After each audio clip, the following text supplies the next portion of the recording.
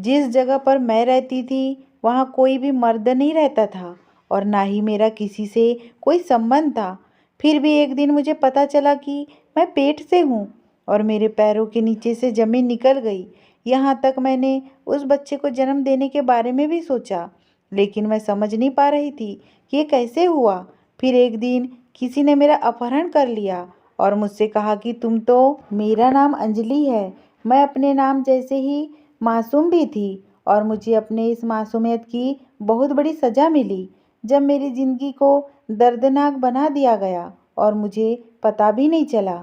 मैं शायद ऐसी बेवकूफ़ इंसान हूँ जिस पर दिन रात जुल्म होता रहा, लेकिन उसे ये एहसास भी नहीं हुआ कि उस पर जुल्म हो रहा है।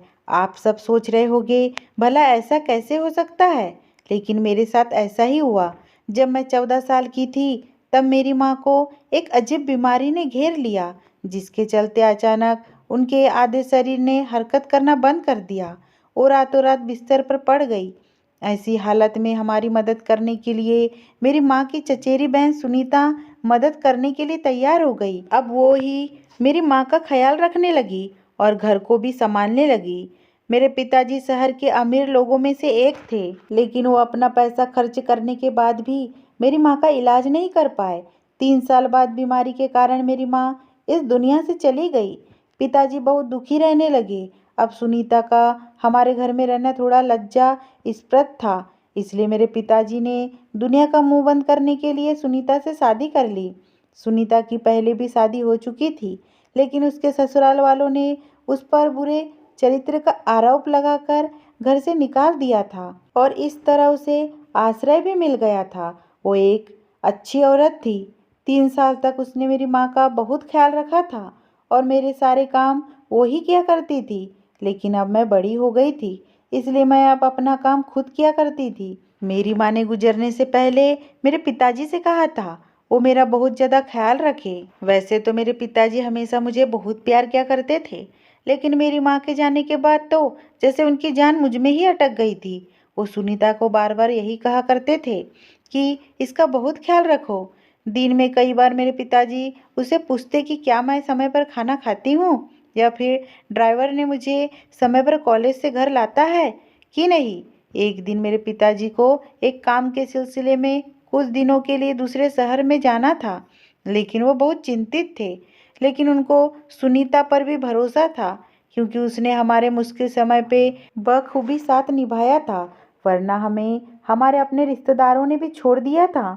मेरे पिताजी ने उसे सिर्फ इतना कहा था कि मेरी बेटी ही मेरा सब कुछ है। ये सब जो मैं कमा रहा हूँ वो सब मेरी बेटी का है। बस मैं अब और काम नहीं करना चाहता हूँ। मैं ये आखिरी काम करने जा रहा हूँ। इस काम से मुझे इतनी संपत्ति मिल जाएंगी कि मैं बाकी ज़िंदगी बैठकर खा सकता हूँ। फिर मैं अपनी सारी दौलत अपनी बेटी के नाम कर दूंगा और उसकी शादी करवा दूंगा। मेरा दामाद मेरे साथ घर जमाई बनकर रहेगा। बस मैं अपनी आखिरी ज़िंदगी सिर्फ अपनी पत्नी की याद में बिताना चाहता हूँ। मैंने तुम्हें आश्रय दिया है और ये तुम्हारा भी घर है। तुम्हें किसी चीज़ की कोई कमी नहीं होगी। घर में आराम और सुकून से रहो, और अगर तुम इस रिश्ते से मुक्त होना चाहती हो तो भी मुझे कोई परेशानी नहीं होगी, क्योंकि मैं तुम्हें दौलत और आराम की ज़िंदगी तो दे सकता हूँ, लेकिन मेरे दिल में अब भी मेरी पहली बीवी ही मौजूद है। सुनीता ने मेरे पिताजी से कहा, आप कैसी बातें कर रहे हैं? मैं तो भाग्यशाली हूँ कि आपने मुझे अपनी पत्नी बनाया है। मैं भी अपनी पूरी ज़िंदगी अंजलि की माँ बनकर ही बिताना चाहती हूँ। मैंने उसकी माँ से ये वादा किया था कि मैं हमेशा उसका ख्याल रखूँगी। वो मेरी चचेरी बहन थी, लेकिन वो एक बहन से भी बढ़कर थी। मैं उससे किया हुआ वादा पूरा करना चाहती हूँ और यही मेरी ज़िंदगी का मकसद है। इस बात पर मेरे पिताजी ने कहा कि मैंने ज़रूर कुछ अच्छे कर्म किए होंगे जो मुझे तुम्हारे जैसी ईमानदार औरत मिली है। अपनी बेटी को अमानत के तौर पर रखकर मैं 6 महीने के लिए देश से बाहर जा रहा हूँ। उसका बहुत ख्याल रखना, और मैंने उसके लिए एक रिश्ता भी देख कर रखा है। वो मेरे दोस्त का बेटा है। उसी के साथ अपनी अंजलि की शादी करनी है और मेरी सारी दौलत भी इन दोनों के नाम कर देनी है। अगर कोई दिल से समझे तो दामाद भी बेटा ही होता है। पिताजी दोपहर को विदेश चले गए। जब मेरे पिताजी मुझे सुनीता के पास छोड़कर गए उस समय मैं 17 साल की थी। पिताजी ने कहा था कि वो जल्द ही वापस आ जाएंगे, लेकिन जिस दिन पिताजी यहाँ से निकल गए उसी दिन की रात सुनीता का रवैया थोड़ा बदल सा गया। उस रात उसने मेरे लिए खाना नहीं बनाया था।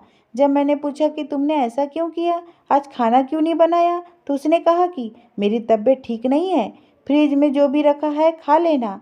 इतना तो मैं समझ सकती थी कि चलो अगर किसी की तबीयत खराब हो तो उसको कम से कम एक दिन का तो आराम देना चाहिए। जो भी पड़ा था मैंने खा लिया और सो गई। तभी रात को अचानक मुझे अपने घर में कुछ हलचल की आवाज़ें सुनाई दी। मेरी नींद बहुत कच्ची थी।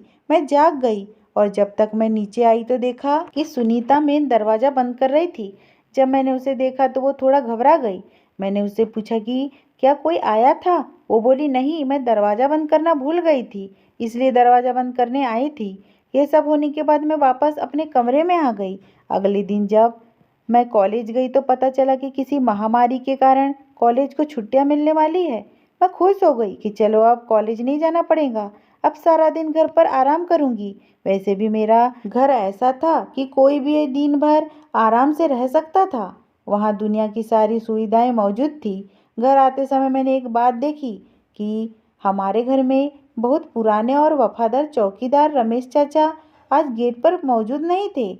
जब मैंने गेट पे मौजूद दूसरे चौकीदार से पूछा कि चाचा कहाँ हैं, तो उन्होंने बताया कि वो कुछ दिनों की छुट्टी पर अपने गांव गए हैं। मैं हैरान हुई क्योंकि चाचा ने आज तक एक भी छुट्टी नहीं ली थी। अगर वो कभी अपने गांव जाते तो वो अगले दिन लौट आते थे। ऐसा कुछ दिनों की छुट्टी उन्होंने कभी नहीं ली। फिर आज अचानक कुछ दिनों की छुट्टी पर कैसे चले गए? लगता है कि कोई बहुत बड़ी बात है।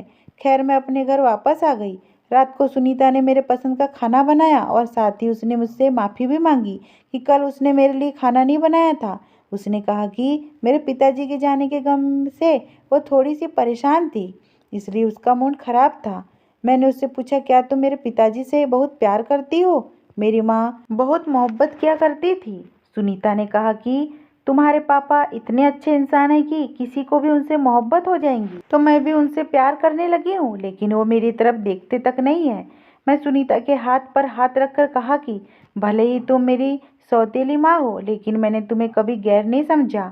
जब पिताजी वापस आएंगे तो मैं उनसे बात करूंगी और कहूंगी वो तुम्हारे साथ भी वैसे ही रहे जैसे वो मेरी माँ के साथ रहते थे।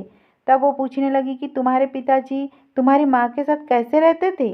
तब मैंने उन्हें बताया कि वो मेरी माँ के लिए हर 2 दिन में नए नए और महंगे तोहफे लाते थे, अक्सर रात में पार्टियों में जाते थे और अक्सर डिनर के लिए बाहर जाते थे। मेरी माँ हर दिन मेरे पिताजी के लिए सज धज कर रहती थी और वो उनकी तारीफ किया करते थे। मैं उन दोनों को एक साथ खुश देखकर बहुत खुश होती थी। मैं उससे बात कर रही थी और साथ साथ अपने पसंद का खाना भी खा रही थी। ये तो सच था कि वो बहुत अच्छा खाना बनाती थी, यहाँ तक कि मेरी माँ से भी बहुत अच्छा। उसके बाद मुझे कुछ याद नहीं आया कि मैं कब अपने कमरे में आई और कब मैं गहरी नींद में सो गई। सुबह मेरी आँख खुली तो मैं बिस्तर पर थी। मुझे याद नहीं आ रहा था कि मैं अपने बिस्तर तक कैसे पहुँच गई थी। मैंने सुनीता से पूछा। उसने कहा कि तुम खुद ही अपने बिस्तर पर चली गई थी, लेकिन हाँ, तुम्हें नींद बहुत आ रही थी। इस उम्र में ऐसी ही नींद आती है, कुछ भी याद नहीं रहता। हाँ, इस उम्र में सच में ऐसी ही नींद आती है, लेकिन मेरी नींद तो बहुत कच्ची थी। लेकिन फिर भी मैंने इस पर ज़्यादा ध्यान नहीं दिया। पर अब मेरे घर में कुछ अजीब घटनाएं। मैंने देखा कि ड्राइंग रूम में खूब मौज मस्ती हो रही थी और खूब सारा खाना बन के जा रहा था। मैंने पूछा, कौन है? तो नौकरानी ने बताया कि सुनीता मैम साहब के रिश्तेदार आए हैं। सुनीता के रिश्तेदार तो मेरे भी रिश्तेदार लगते हैं, इसलिए मैं भी ड्राइंग रूम में चली गई। और जब मैं वहां गई तो सामने का नज़ारा देखकर हैरान रह गई। वहां कोई मेहमान नहीं बल्कि 2 आदमी बैठे थे जो शक्ल सूरत से कुछ खतरनाक से लग रहे थे। जैसे ही मैंने अंदर कदम रखा तो वो मुझे बड़े ध्यान से देखने लगे। सुनीता ने मेरा परिचय कराया और कहा कि यह मेरी पति की बेटी है। उनमें से एक आदमी ने कहा कि बहुत ही खूबसूरत है। उसका ये कहना मुझे कुछ अजीब सा लगा, इसलिए मैं वापस अपने कमरे में आ गई और बाद में उसने बताया कि वो उसके चचेरे भाई थे। अब मेरे साथ हर दिन एक अजीब हरकत होती थी। जब मैं सुबह उठती थी तो मुझे ऐसा लगता था जैसे बहुत थक गई हूँ और रात को ऐसे नींद आती थी कि जैसे मैं बेहोश हो गई हूँ। इसलिए आजकल मुझे ना तो ये याद रहता कि मैं किस समय सोती हूँ और ना ही ये समझ में आता कि अपने कमरे में कब आती हूँ। ऐसे में एक दिन अचानक मेरी तबीयत खराब हो गई। ऐसा लग रहा था जैसे दिल मचल रहा है और चक्कर से आने लगे। मैं डर गई थी कि कहीं मुझे भी वही महामारी तो नहीं हुई है जो पूरे क्षेत्र में फैल रही थी। मैंने सुनीता से तुरंत डॉक्टर को बुलाने के लिए कहा। डॉक्टर घर आए तो उसने मुझे चेक किया और मेरा ब्लड सैंपल लेते हुए कहा कि रात तक इसकी जांच करके रिपोर्ट आपको बता देंगे। उसने मुझे कुछ दवाइयाँ दी और चली गई। रात को उसका फ़ोन आया तो सुनीता ने फ़ोन उठाया। वो फ़ोन लेकर मेरे सामने ही खड़ी थी। अचानक उसने कुछ अजीब सी बात कह डाली। कहने लगी कि नहीं नहीं, ऐसा नहीं हो सकता। डॉक्टर साहिबा, आपको ज़रूर कुछ गलतफहमी हो गई हो। ये तो हो ही नहीं सकता। मैं परेशान हो गई कि ना जाने मेरे रिपोर्ट में क्या आया होगा। उसने फ़ोन कट कर दिया और मेरी तरफ ऐसे मुड़ गई कि मानो उसके पास मुझे बताने के लिए बहुत बुरी खबर हो। मुझे भी चिंता हो रही थी। मैंने पूछा कि डॉक्टर साहिबा क्या कह रही थी। वो कहने लगी, वो जो कह रही थी उस बात को एक तरफ रख दो और पहले ये बताओ, तुम ऐसा कैसे कर सकती हो? तुम्हें अपने पिताजी की इज्जत का कोई ख्याल नहीं है? तुमने ये किया भी कैसे और किसके साथ? कौन है वो जिसके साथ तुमने मुंह काला किया है? तुम्हारे पिताजी तुम्हें मेरे भरोसे पर छोड़ गए थे। अब जब वो वापस आएंगे तो मैं उन्हें क्या जवाब दूंगी? आंटी, आप ये कैसी बातें कर रही है? मुझे तो कुछ भी समझ में नहीं आ रहा था कि क्या किया है मैंने। आपको ऐसा क्या कहा है डॉक्टर ने? आप मेरे साथ ऐसी बातें क्यों कर रही है? मैंने कुछ नहीं किया। डॉक्टर कह रही है कि तुम माँ बनने वाली हो। उसने इतना कहा और मेरे पैरों के नीचे से जमीन निकल गई। मैं हैरान और परेशान हो गई कि ऐसा कैसे हो सकता है। मुझे नहीं पता कि मेरे साथ क्या हो रहा था। मैंने ऐसा कोई पाप नहीं किया था। मैं रोने लगी, चिल्लाने लगी कि ये झूठ है। डॉक्टर को कोई गलतफहमी हुई होगी। सुनीता भी कहने लगी कि हो सकता है कि कोई गलतफहमी हुई हो, इसलिए कल हम दूसरे डॉक्टर के पास जाएंगे। अचानक से उसका रवैया बदल सा गया। अगले दिन वो मुझे दूसरे डॉक्टर के पास ले गई तो उसने भी यही कहा कि मैं माँ बनने वाली हूँ। लेकिन मैंने ऐसी कोई गलती नहीं की थी, तो मेरे साथ ये कैसे हो सकता है? मैं तो बुरी तरह परेशान हो गई और दिन रात रोने लगी थी। मैंने डॉक्टर से ये भी कहा था कि क्या इस पे कोई इलाज कर सकते हैं, तो डॉक्टर ने कहा कि ये बच्ची बहुत कमज़ोर है, इसके शरीर में खून की कमी है। अगर ऐसा कुछ किया तो उसकी जान खतरे में पड़ सकती है। सुनीता मुझे वापस घर ले आई और उसने कहा कि तुम्हारे पिताजी तुम्हें अमानत के तौर पर मुझे सौंप कर गए थे। अब मैं उन्हें क्या जवाब दूंगी? उसी दिन और एक मुसीबत आ खड़ी हो गई। जब पिताजी ने कॉल किया, उन्होंने कहा कि मैंने अपना काम जल्दी ख़त्म कर लिया है, इसलिए मैं 3 हफ्ते बाद वापस आ रहा हूँ। डॉक्टर के मुताबिक मेरा दूसरा महीना चल रहा था और पिताजी के आने का तीसरा महीना होने वाला था। पिताजी वापस आ गए और हम दोनों बहुत चिंतित थे कि अब हम उनको कैसे बताएंगे। पिताजी आते ही मुझसे मिले और बहुत खुश हो गए। उन्होंने हमारे साथ बैठकर खाना खाया और रात में सुनीता उनसे बातें करने लगी। मैं अभी अपने कमरे में बैठकर सोच ही रही थी कि अब क्या होगा। तभी अचानक मेरे पिताजी के चिल्लाने की आवाज़ आई।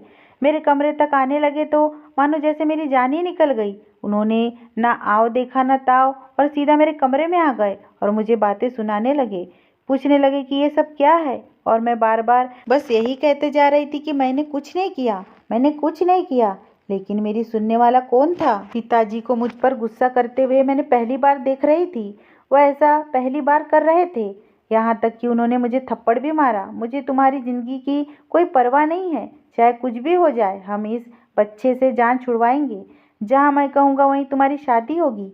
मेरे पिताजी ने मेरी एक नहीं सुनी। उन्होंने मुझे सफाई देने का कोई मौका नहीं दिया। तुम देखने में कितनी मासूम दिखती हो, लेकिन असल में तुम्हारी हकीकत कितनी बुरी है। आज तो तुम्हारी माँ की आत्मा को भी दुख हो रहा होगा कि कैसी माँ की बेटी निकली है। जब मैंने ये सुना तो ऐसा लग रहा था जैसे मैं अंदर ही अंदर मर गई हूँ। अब मैं ये सोचने लगी कि मैं मर ही जाऊँ तो अच्छा है। लेकिन पिताजी रुकने का नाम ही नहीं ले रहे थे। वो बोले, मैंने इस लड़की के लिए क्या क्या सोच कर रखा था। अभी तो मैं इसको एक फूटी कौड़ी भी नहीं दूंगा। बस शादी करे और यहाँ से निकल जाए। मैं इसकी शक्ल भी नहीं देखना चाहता। सुनीता पिताजी के को समझाने लगी कि आप शांत हो जाए, गुस्सा ना करें। दूसरे दिन हम लोग अस्पताल जा रहे थे कि रास्ते में हमारी गाड़ी खराब हो गई। मेरे पिताजी ने कहा कि उन्होंने डॉक्टर से अपॉइंटमेंट ले ली है और हमें उसी समय पर पहुंचना चाहिए। उन्होंने सुनीता से कहा कि तुम इसे रिक्शे में ले जाओ जब तक मैं मैकेनिक को बुला के गाड़ी को गैरेज भिजवा कर आता हूँ। मैं और सुनीता रिक्शा में बैठकर अस्पताल के लिए निकल गए। हम लोग अस्पताल पहुंच गए तो ना जाने सुनीता अचानक वहां से कहाँ गायब हो गई। शायद वो अंदर चली गई थी। मैं बाहर खड़ी होकर उसका इंतजार कर रही थी। तभी अचानक किसी ने मेरे कंधे पर हाथ रखा और रुमाल से मेरा मुंह बंद कर दिया और मैं बेहोश हो गई। जब मेरी आँख खुली तो मैं एक टूटे हुए कमरे में कुर्सी पर बैठी थी और मेरे हाथ बंधे हुए थे। मेरे सामने एक आदमी खड़ा था जिसकी उम्र करीब 25 साल होगी। वो फ़ोन पर किसी से ये बात कर रहा था कि अगर आप अपनी बेटी की सलामती चाहते हो तो जहाँ कह रहा हूँ उस जगह पर 50 लाख रुपए लेकर आ जाओ। शायद वो मेरे पिताजी से ही बात कर रहा था। इस आदमी ने मेरा अपहरण कर लिया था। मैं शहर के एक अमीर व्यापारी की बेटी थी, इसलिए लोग जानते थे कि उन्हें मेरे बदले में बहुत कुछ मिल सकता है। वो मेरे पिताजी से बात करने के बाद मेरे सामने ही बैठ गया। वो बहुत खुश नजर आ रहा था, मानो वो समझ रहा था कि उसे बहुत सारे पैसे मिलने वाले हैं। मैंने उससे कहा कि प्लीज़ मुझे जाने दो। फिर उसने कहा कि मैं तुम्हें जाने दूंगा, बस तुम्हारा बाप पैसे लेकर यहाँ आ जाए। तब तक तुम अपना मुंह बंद रखो और चुपचाप यहाँ बैठी रहो।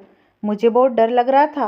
वो कुछ लेने के लिए आगे बढ़ा तो मैं डर गई और डर के मारी कहने लगी, मेरे पास मत आना। तो उसने कुछ अजीब बात कही कि तुम तो ऐसी डर रही हो जैसे तुम बहुत मासूम हो। तुम्हारे बाप को पता है कि तुम क्या करती हो। मैंने उसकी तरफ हैरान होकर देखा तो सोचने लगी, ये कैसी बातें कर रहा है। मैंने उससे पूछा, वो कहे ना क्या चाहता है, मैं क्या करती हूँ, उसका क्या मतलब है। उसने कहा कि मेरा एक दोस्त तुम्हारे घर आया था, तुम्हारी माँ ने तुम्हारी कीमत लगाई थी। तुम्हारा बाप इतना अमीर है फिर भी तुम माँ बेटी ऐसा काम करती हो। ये सुनते ही मेरे पैरों के नीचे से जमीन खिसक गई, क्योंकि मैं जानती थी कि मैं ऐसा कोई काम नहीं करती थी। लेकिन शायद सुनीता मेरे साथ ये सब कर रही थी। शायद वो ही मुझे बेहोश कर देती थी और घर में लोगों को बुलाती थी। मेरा दिल ऐसे धड़कने लगा जैसे फट जाएगा। मैं बहुत रोने लगी। तभी अचानक मेरे दिल में एक विचार आया। मैंने उस आदमी से कहा कि तुम्हें तुम्हारे पैसे मिल जाएंगे, बल्कि मैं वादा करती हूँ कि जब मैं अपने घर वापस चली जाऊंगी तो तुम्हें और भी पैसे दे दूंगी, बशर्ते तुम मुझे उस आदमी से मिलवाओ जिसने तुम्हें ये सब बात बताई है। उसने कहा कि वो आदमी मेरा साथी है, मैं उसे बुला लेता हूँ, वो अभी यहाँ आ जाएगा। जब वो आदमी आया तो मुझे देखकर हैरान हो गया और बोला कि ये तो वही लड़की है। मैंने उससे पूछा, तुम्हारा ये दोस्त क्या कह रहा है। फिर उसने सारी बात विस्तार में बताई। उसने कहा कि मुझे तुम्हारी माँ ने तुम्हारे घर बुलाया था। वो तुम्हारे बाप के सामने तुम्हें बुरा चरित्र वाली साबित करना चाहती थी, ताकि वो अपनी सारी दौलत तुम्हारे नाम ना करे। ये सुनकर मैं हैरान हो गई। मैं सोच भी नहीं सकती थी कि सुनीता ऐसा घटिया खेल खेल सकती थी। मैंने उन दोनों से कहा कि वैसे तो तुम दोनों ने मेरा अपहरण किया है और तुम अच्छे लोग नहीं हो, लेकिन अगर तुम मेरे पिताजी को ये पूरी बात बता दोगे तो मैं तुम्हें 50 लाख नहीं बल्कि 1 करोड़ रुपए दूंगी, अपने पिताजी से लेकर दूंगी। वो हंसने लगे और कहने लगे कि अब तुम हमारे साथ सौदा करोगी। मैंने उनको कहा कि मैं एक व्यापारी बाप की बेटी हूँ, मैं गलत सौदा नहीं करती। आज अचानक से मुझे अकल आ गई थी। जिस पर मैंने भरोसा किया उसने मेरी पूरी जिंदगी बर्बाद कर दी। अगर मुझे अब भी अकल ना आती तो कब अकल आती। उन लोगों ने वैसा ही किया जैसे मैंने कहा था। उन्होंने 1 करोड़ के लालच में आकर मुझे मेरे पिताजी के हवाले कर दिया। अगले दिन मैंने उनको अपने घर बुला लिया और अपने पिताजी से कहा कि कुछ लोग आपसे मिलने के लिए आए हैं। मैंने अपने पिताजी को ये नहीं बताया कि इन लोगों ने ही मेरा अपहरण कर लिया था। वे दोनों घर आए तो उनको देखते ही मेरी माँ की हालत ऐसी हो गई थी कि मानो जिंदा लाश बन गई हो। उन दोनों ने मेरे पिताजी को सब कुछ बता दिया। ये सब सुनकर मेरे पिताजी हैरान और परेशान हो गए और सुनीता की तरफ बढ़े और बोले, मैंने अपनी बेटी को अमानत के तौर पर तुम्हें सौंप दिया था, लेकिन तुमने मेरी बेटी की इज्जत के साथ इतना गंदा खेल कैसे खेला।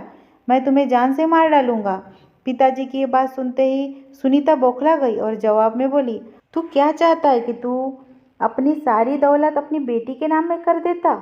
मैंने 3 साल तक तुम्हारी बीवी की दासी की तरह सेवा इसलिए नहीं की थी कि एक दिन तुम अपनी सारी दौलत अपनी बेटी के नाम करके चला जाए। उसने जो किया था उसके लिए वो जरा भी शर्मिंदा नहीं थी। इसके पहले कि मेरे पिताजी वाकई उसे जान से मार देते, मैंने अपने पिताजी का हाथ पकड़ लिया और कहा, आप इसे मारकर क्यों अपराधी बनना चाहते हो। इसकी सजा यही है कि इसे कानून के हवाले कर दो। मेरे पिताजी ने भी ऐसा ही किया। उन्होंने सुनीता को कानून के हवाले कर दिया और उसके खिलाफ इतने सारे मामले दर्ज करा दिए कि वो सारी जिंदगी जेल से नहीं निकल सकती थी। जिन लोगों ने मेरा अपहरण किया था उन लोगों को मैंने पैसे देने का वादा किया था, लेकिन मेरे पिताजी को जब मालूम पड़ा कि ये वही लोग हैं, जो पिताजी ने उन लोगों को भी कानून के हवाले कर दिया। मेरे पिताजी ने मुझसे माफ़ी मांगी, मुझे गले से लगाया और कहा, इसमें तुम्हारा कोई कसूर नहीं है बेटी, मुझे तुम्हें इस तरह छोड़कर नहीं जाना चाहिए था। तुम तो मासूम थी, तुम्हें इस दुनिया के बारे में नहीं पता था, मुझे ऐसी किसी पर भरोसा नहीं करना चाहिए था। अब सब कुछ सही चल रहा था और हमने ये तय कर लिया था कि हम इस बच्चे को जन्म देंगे, लेकिन किस्मत ने ऐसा खेल खेला कि मेरी कोख में पलने वाला बच्चा इस दुनिया में आने से पहले ही चला गया। मैंने अपनी पढ़ाई जारी रखी और लॉ किया। 28 साल की उम्र में मेरे पिताजी ने मेरी शादी एक बहुत अच्छे इंसान से करा दी थी। अब मेरा अपना घर है और मैं अपने घर में खुश रहती हूँ, लेकिन मेरे अतीत की छाया कभी कभी मुझ पर हावी हो जाती है और मैं सोचने लगती हूँ कि ये दुनिया बहुत बुरी है, जहाँ बुरे लोग हैं तो अच्छे भी लोग हैं। जैसे कि मेरे पति, जिसने सब कुछ जानते हुए भी मुझे स्वीकार कर लिया। मैंने अपने पति को कोई धोखा नहीं दिया, लेकिन जीवन में इतने बड़े हादसे के बाद मैं अब इतनी मासूम सी नहीं रही। अब मैं इस दुनिया और ज़िंदगी के दांव पे समझ गई हूँ। अब मैं एक वकील हूँ और अगर अपने जैसी लड़की का केस मेरे पास आता है तो मैं मुफ्त में लड़ती हूँ और सबको यही कहती हूँ कि अपनी बेटियों को मजबूत बनाएं। अगर ये स्टोरी पसंद आई हो दोस्तों, तो प्लीज़ मेरे चैनल को सब्सक्राइब करना ना भूलें।